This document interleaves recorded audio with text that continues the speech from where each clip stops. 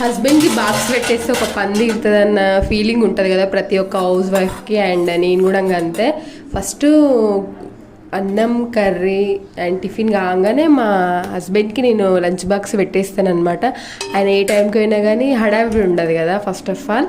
And lunch box తొందరగా ready చేస్తే నాకు పెద్ద పని అయిపోయిందన్న ఫీల్ ఉంటుంది. మా హస్బెండ్ వెళ్ళిపోతే ఇంట్లో పని అంతా నేను మెల్లగా చేసుకోవడానికి ట్రై చేస్తాను.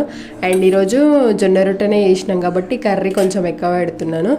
కర్రీ ఎక్కువ పెడితే జొన్న రొట్టెలకు కూడా యూజ్ అవుతుంది అని చెప్పేసి. అండ్ పాలకూర తోటకూర కలిపి వండాను అనమాట. అండ్ చాలా చాలా టేస్టీగా ఉంటుంది. ఆకుకూరలు 2 మిక్స్ చేసి ఉంటే మీరు కూడా ట్రై చేయండి. అండ్ టిఫిన్లకు వచ్చేసి జొన్న రొట్టె అనమాట. జొన్న రొట్టె పెట్టేసి టిఫిన్ బాక్స్ ప్యాక్ చేసేసినాను అనమాట. అండ్ ఎప్పుడు తీసుకుపోయినా మనకి టెన్షన్ ఉండదు కదా, హడావిడి ఉండదు అని చెప్పేసి. మీరు ఈరోజు మీ హస్బెండ్ లంచ్ బాక్స్లోకి ఏం ప్రిపేర్ చేసి పంపించారు కామెంట్ చేయండి.